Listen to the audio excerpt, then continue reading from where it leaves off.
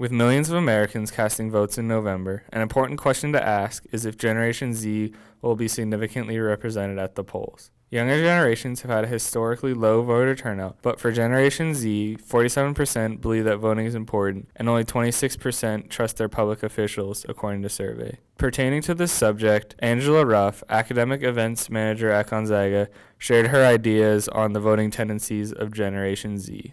Well, I wonder a bit where we show that voting is important and where it becomes some kind of a result. So I think maybe people in this generation are more attuned than ever that we're careful about where we put our time and energy, and we want to know what we get out of it. You know, what's the return on my investment? This cultural energy right now about vote and get your voice out there, I think unfortunately isn't really attached to what result it might turn into.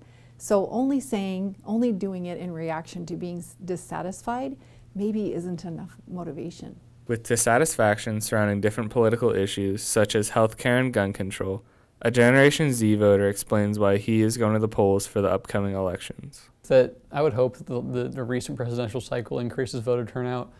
I think the administration in place and the climate itself has really created extremism on both sides. There seems to be a pretty big divide among ideologies nowadays, or I guess between ideologies. And so I would hope that people feel really impassioned about certain subjects and they want to make their voice heard. I'd say that the biggest issue that probably is getting me to make sure I vote in this year's midterms would probably be something to do with healthcare.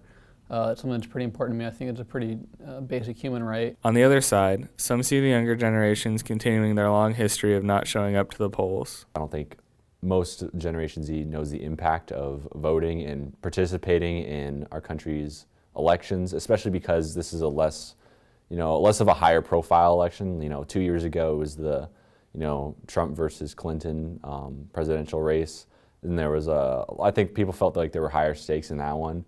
Whereas this one, I think a lot of people feel like not much will change regardless of, who's elected.